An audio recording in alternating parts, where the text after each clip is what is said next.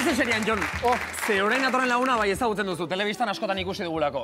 Naiz eta bera berez sukaldari profesionalen. Eta komunikatzaile ona ere bada, eta karismatikoa, eta asko jakinezarren eskultore ere bai. Gaur, gurera dator, Ramon Roteta!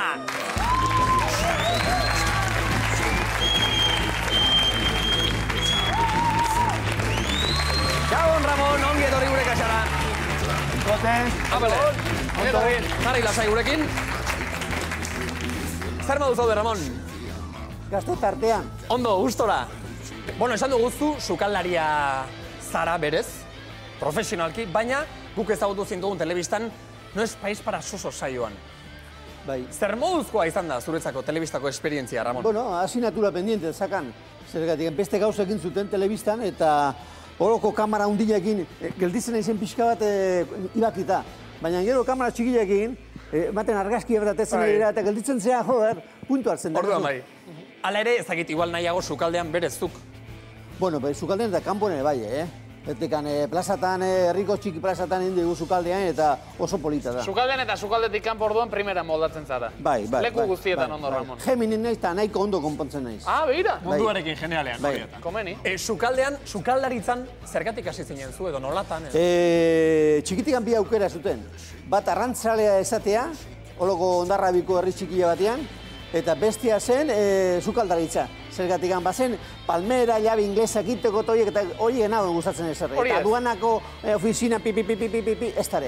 Eta sukaldean, topatu nahi zen, sukaldaritza batekin munduari buelta eman zion. Eta esan nagoen, Ramon, sukaldaritza da munduko profesio honena.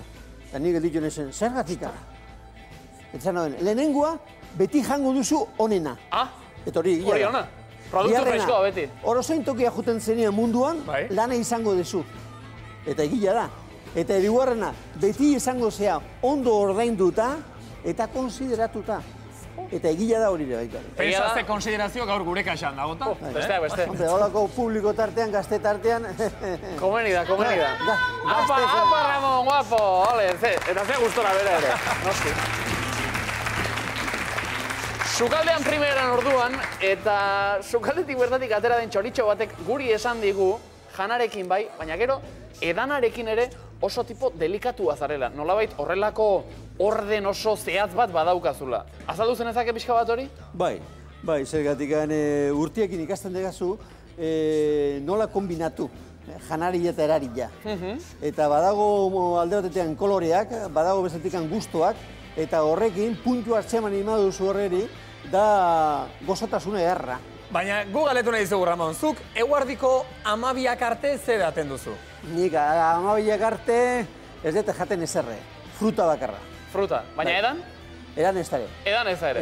Eta hortik aurrera? Hortik aurrera, ikusi behar da, ze kompromiso dakan. Claro. Zetik jatetxea una batea joan esperto batek gastronomian, esaten zuen gorputza beti inbia dela prestatu. Festa batetzako, ondo jateko, eta sentidu ondo izateko bere tokian, inbia da prestatu. Eta hortarako zer da garrantzitsuena, ondo prestatzeko? Estomaka utza izan. Ara? Oso ona da. Bale, orduan. Zetik gai jaten mani mauzu, gero ez da zer disfrutatzen. Ramonek zita importante garrantzitsu egitako bat daukane, esaten du. Gaur, goizean ez dute zer gozalduko, eta gero jatetxera iritsitakoan, orduan ja ondo prestatuta, hasiko naiz disfrutatzen. Baina ez gehiagi jan gaita, gelditu behar da beti puntio batekin bete gabe.